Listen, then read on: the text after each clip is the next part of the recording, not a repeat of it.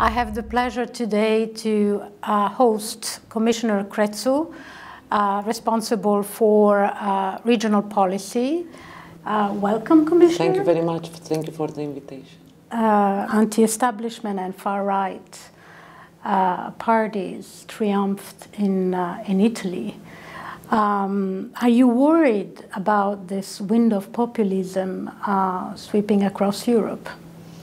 Of course, I'm worrying because I see this wave growing, and I think it's not right, it's not fair. And of course, it's not so much in fashion to be nowadays pro-European, but moreover, it's a bigger responsibility for us to speak about the benefits of Europe, because we have allowed, I think, too much. We did some mistake. No, I don't say that everything is perfect, but we have allowed so many lies without responding to them. So I can give you examples before Brexit, for instance. So many things, and we said, I was member of European Parliament, and I remember all the political groups said, we'll not go so low to respond to this or to that. So we need to say what Europe meant and means for 500 European citizens, for 70 years of peace. And this policy is the most tangible. There is not any region, town, or city, or member state which has the visibility of EU money on infrastructure. That's why I'm a bit shocked about these results everywhere, and why there's inflation. Of course, we have to modernize. Of course, we have to reform, but to go back in our own retrench in our isolating ourselves. Isolating ourselves. Where is the solidarity in Europe?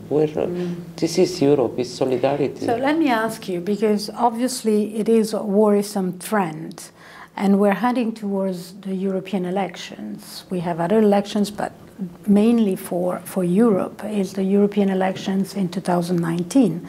Is there something that we can learn from Italy that can change the perception of the people, of the politicians in Brussels and the member states? Because obviously EU leaders are partie prenante of the process. I think we had already to learn something from Brexit, which was the first sign that we have to rethink and reform ourselves. And then after Italy, of course, it is another wake-up call. So clearly there is a frustration, there are many inequalities, and we have to be more human, to be more social, because people are expecting from us. Anyhow, coming with new faces is important sometimes, but the most important is the things which if they can be achievable. And from my point of view, we have allowed for so long time this game that everything that is bad is coming from Brussels, and everything that is good is coming from the member states and for the government and from the local authorities. I see with all my eyes this everywhere I go, that even the ministers sometimes discover together with me that this or that fund is funded 85% by EU money. Or going to Greece, 100 billion in the last 20 years. They wouldn't have had any kilometer of highway, or we have hundreds of schools, metro in Thessaloniki. So really tangible results. And I don't understand this anti-European feeling where you see this solidarity. If you take figures, of course you see that how much we contributed with EU funds to the rising GDP per capita in the member states. But when you make a pool, you see that 75% of the population, when it's some people going to the hospital or in a school or on the highway, they are not aware that these are European money. So you started mentioning a lot of figures.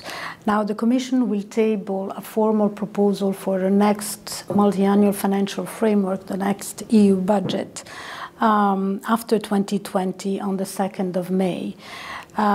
Most EU leaders accepted at the EU summit that considering the exit of the UK, that we need to increase also the budget.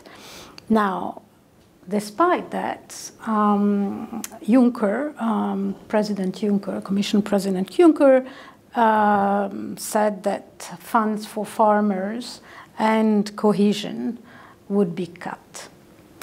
Now, you favor no cuts. You've said it before.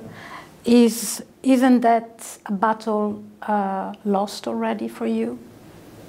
No, I don't think so. President Juncker said that he's not in favor of brutal cuts, but every cut it's in the way painful. But in the same time, of course, we have to concentrate more on EU added value. So every negotiation on MFF is emotional, but this time it's not business as usual, mainly because we don't know the results of the negotiation with Brexit. President Juncker is a friend of cohesion policy because we had already so many discussions inside the college, but we have to make order in our own house because, of course, we saw some instruments that are financing the same things, and I'm working a lot with Commissioner Oettinger, with Commissioner Tyson on that, and also with Commissioner Hogan, because we have different rules and financing sometimes the same thing. No, the problem with the budget is it's the following. UK is leaving, it's a net contributor, and it's clear that we have to preserve what is, I perceive cohesion policy and agriculture policy like the backbone of every economy. So I really think that it's important to preserve it. But of course we have new priorities, new challenges, like defense, security, cross-border security, European army, management of migration. Rightly so. So isn't there a risk that we're robbing Paul to pay for Peter? You know, that we take away from some vital, you mentioned, we are doing, you know, cohesion funds are serving a certain purpose to do something else. That's why we try to convince member states to contribute more. We have this Monti report and we take very seriously into account to enlarge our own revenue, but in the same time it's clear that should be some fresh money from the member states. So I was in Rome 3 weeks ago. I will see now how will be the position of the new government, but they were willing to pay more. I was in Paris last week. I spoke with ministries, with advisor of President Macron. I had the opportunity to meet also President Macron in French Guiana. So they saw directly the leaders. They saw that the regions that are badly needed this cohesion policy, even in the rich regions. For instance, last week I had the president of Brandenburg from Germany, the president of Normandy. They are considered rich regions, but they told me without cohesion policy we wouldn't have had research, innovation. So really I think it's very important. Next week or in 2 weeks we'll have all the Prime Minister of the Landers in Germany. They are coming especially in Brussels to fight for cohesion policy. This is the only link that we have with the mayors, with the president of the regions, with the representative of citizens. So in my view, we need more cohesion than ever.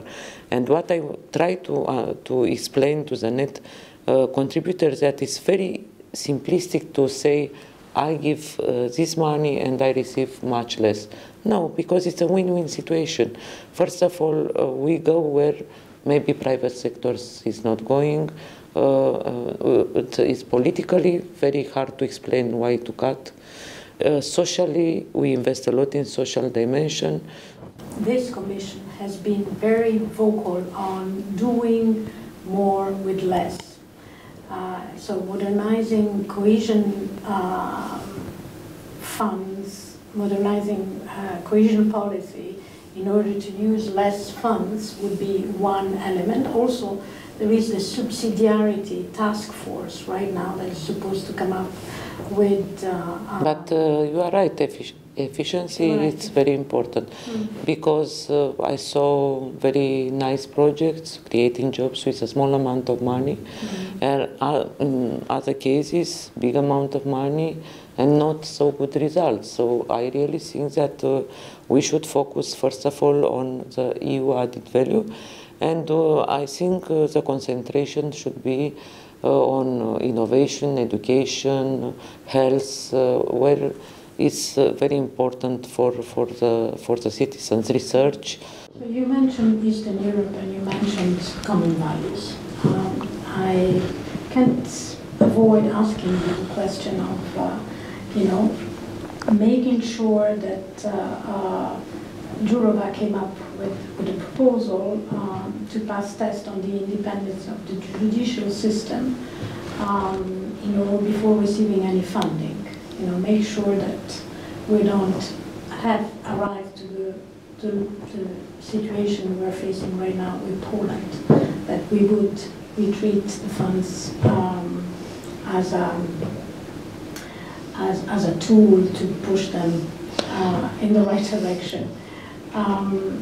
Do you favor such a... So I think when you join a family, you should not have only benefits, but also obligations and responsibilities. Of course, my colleague, my friend Vera wants to link with European prosecutor. There are another proposal to link on the rule of law. I don't know how we can measure rule of law, but it's clearly that we have to have something on that. At least I think it's almost an unanimity here. But for instance, Poland, it's developing thanks to European funds, and this is not fair to be anti-European when it benefited so much. So it's a first beneficiary, and when they started entering the European Union, they were below 50% of GDP per capita on average. Now they are around 75. So in terms of statistics, statistically they are not entitled anymore to be the first beneficiary, because there are many other countries poorer than Poland. But anyhow, in my view, should be a different mechanism, or at least to be horizontally, not only on cohesion funds. I don't understand. Anyhow, we should find a way not to make this population more anti-European, because in a way you punish population, depriving them from hospitals, from schools, from this money. But I am, of course, this is a debate. But this is, after the budget, will be the regulations, and this will be not included in the budget. It will be included in the regulations. Chancellor Merkel said, for instance, after the first council, when they discussed the future of EU budget, that she would like to introduce an incentive for regions who receive migrants, and I think maybe it's a good idea.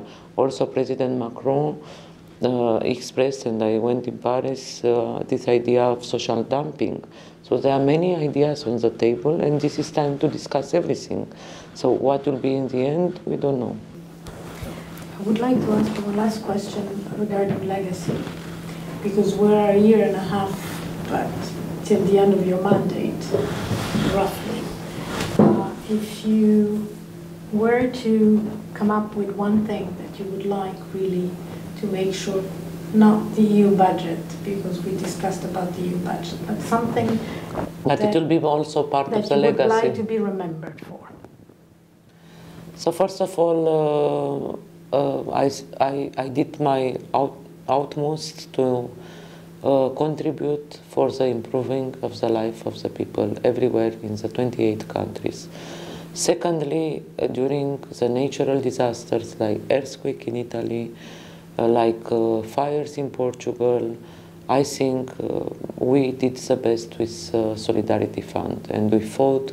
We worked with a local, that we released from the 4 regions, which were colpite, which were hit by earthquake. We released very fast 1.2 billion. It was not easy to work and find receipts. So when you see people, that they have now a house. I was in Portugal. 100 people died during the summer on fires. And Greece, I fought for Greece to change the regulation. Now they are not obliged. They have 100% co-financing. And we help this country to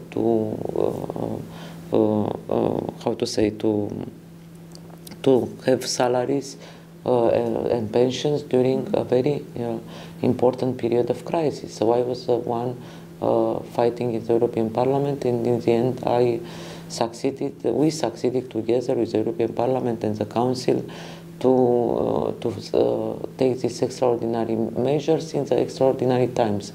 So in one sentence, improving the life of the people, it's important, even if they don't know sometimes that I have signed this project or that project.